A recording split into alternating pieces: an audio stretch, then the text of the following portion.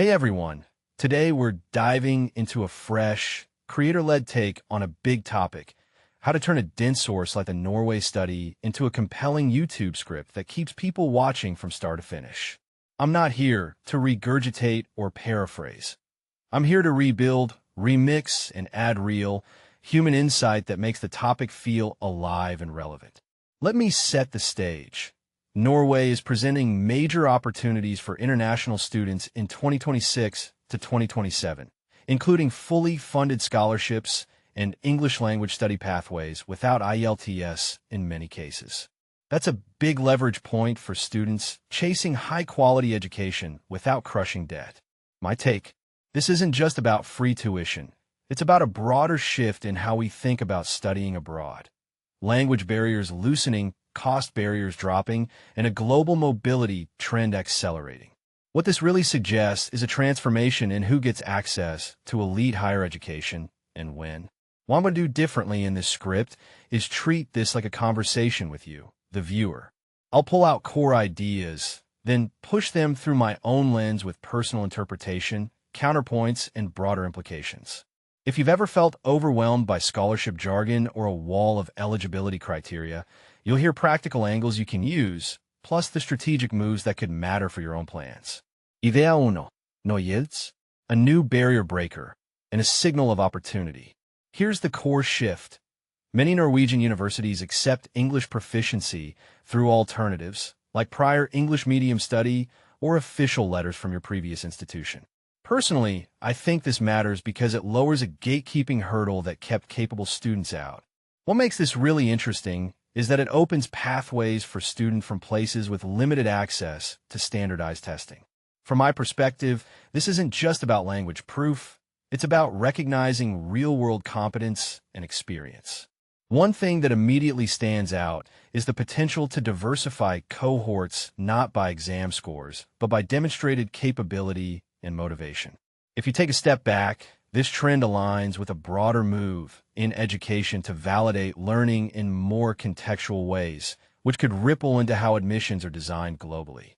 Why it matters to you: if you lack IELTS, you might still qualify, but you'll need to document English exposure clearly. This also hints at a more flexible, merit-driven admission landscape, which could pressure other systems to rethink their language requirements. What people misunderstand: you don't need a perfect English certificate to be eligible. You need proof you can operate in English in academic settings. That distinction changes prep strategy. Focus on evidence rather than chasing a single test score. Idea 2. Full financial coverage changes the game for applicants from lower-income regions.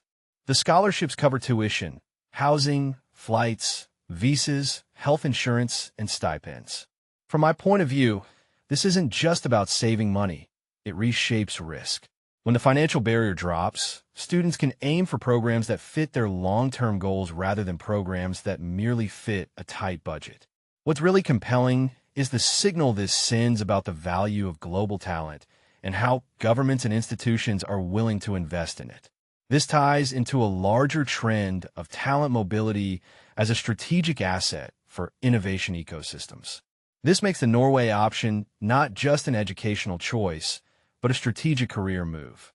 For viewers watching from developing regions, the implication is resilience and impact can be financed, enabling you to build networks, publish, research, and contribute to global development with less fear about debt after graduation.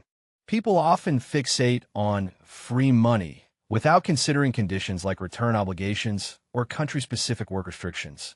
My reading: scholarships that remove living costs also raise expectations for post-study contributions, which isn't inherently bad, but is worth understanding before applying. Idea 3. The program spread across bachelor's, master's, PhD, and research exchanges. Accessibility across degree levels means a broader audience can consider Norway as a long-term study anchor. In my opinion, this signals a mature approach to talent development. You can start undergrad and stay for advanced degrees, building a cohesive academic arc in a single ecosystem. What this implies is a potential increase in cross-disciplinary collaboration opportunities, given Norway's emphasis on sustainability, energy, ICT, and public health. What many people don't realize is that this isn't a one-off opportunity. It's a pipeline.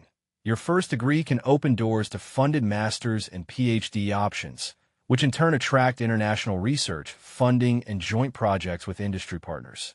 If you want to play the long game, this multi-level approach is a clever path to build credibility and a track record in your field.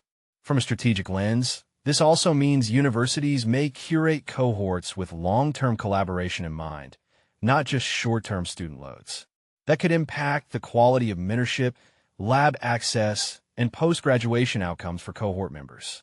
Idea 4. Living in Norway's student-friendly, high-quality ecosystem.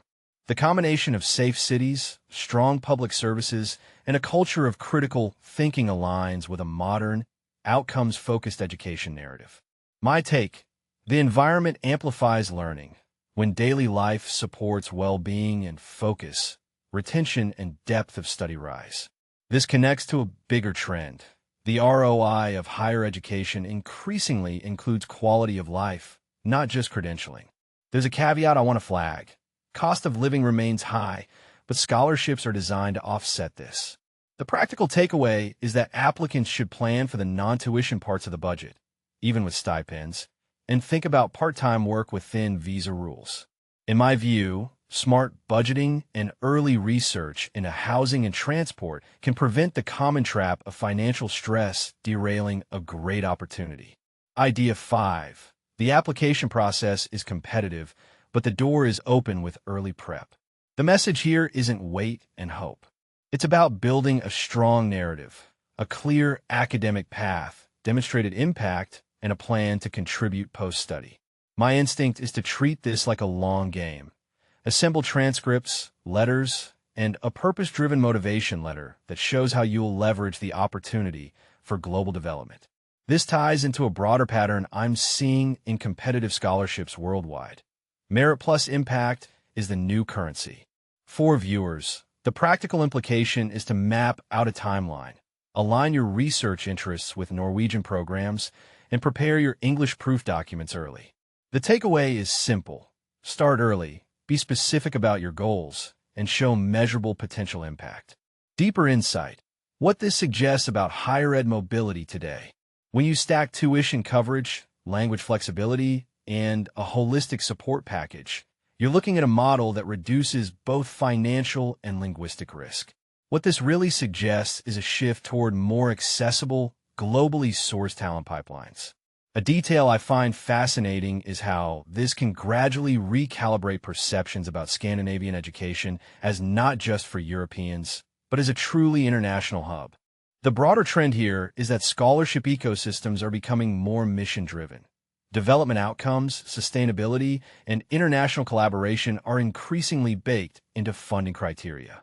If you take a step back, this aligns with global efforts to diversify innovation ecosystems and to democratize access to high-quality research environments. Closing thought: the Norway 2026 to 2027 opportunity isn't just a list of perks. It's a blueprint for how international education can be more inclusive, strategic, and impactful. What this means for you is a practical path forward. Identify a program that matches your field, prepare a compelling, impact-minded application, and plan for a life-changing experience that could redefine your career trajectory. Here's a question to spark your next step. Which field, whether sustainability, ICT, or public health, do you want to drive forward with this kind of supported study? And how would you use that degree to change your local context after you graduate? If you're watching this and you're excited, drop your field and your country in the comments so we can brainstorm tailored pathways together.